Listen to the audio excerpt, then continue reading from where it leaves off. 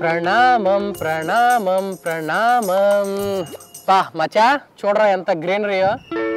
రే రే మచ్చా, ఎప్పుడు చూసినా ఏదో పోగొట్టుకున్న వాళ్ళకి ఏంట్రా ఏమైంది?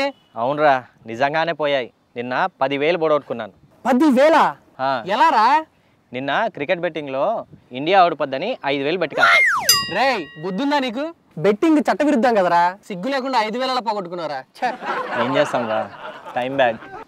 సరే గాని 5,000 కదా పోగొట్టుకుంది, మరి 10,000 అంటున్నావు ఏంటి?